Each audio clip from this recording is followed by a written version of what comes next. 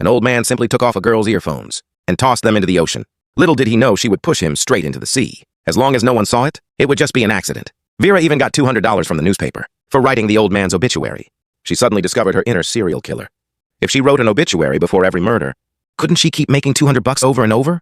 This was an ordinary small town, so ordinary that no one would ever believe a murder could happen. At first, Vera was just a regular obituary editor. But as newspaper sales kept dropping, her boss cut her basic salary. She would only get paid $200 per obituary. In a small town of just a few 100,000 people, sometimes weeks would pass without anyone dying. I will live. Maybe you should start killing people. Maybe I can start with you. That line gave Vera an idea. But she wasn't ready to kill yet.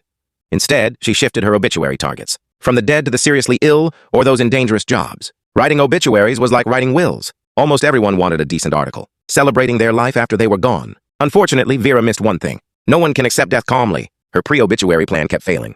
Luckily, one candidate was supposed to die soon. But after waiting a month, the old man was jogging every morning like nothing was wrong. He even cheerfully told Vera to take off her headphones. It felt almost sarcastic. Vera could only keep updating the man's age in the obituary and accept his warm wishes again. Vera's patience was wearing thin. Her opinion of him went from kind man to total jerk. She wanted nothing more to do with him. But the old man took off her headphones himself. How are you doing? Beautiful day, isn't it? Isn't it? Vera snapped back at him angrily. Unexpectedly, the old man lost his temper too. He threw her headphones straight into the ocean. Then he insulted Vera. Make me. A demand like that? Not just Vera. I've never heard anything like it in my life. So Vera decided to give him what he wanted. It was Vera's first murder. But for some reason, she felt strangely excited. Later, while talking to the man's wife, Vera learned something shocking. The old man had been completely cured. He just pretended to be sick to get attention. Vera almost cried when she heard it. She thought she'd killed a dying man, but he was just a terrible person. Vera felt a joy she had never known. She had finally found her inspiration for obituaries. Since no one's death was certain, she would decide it for them.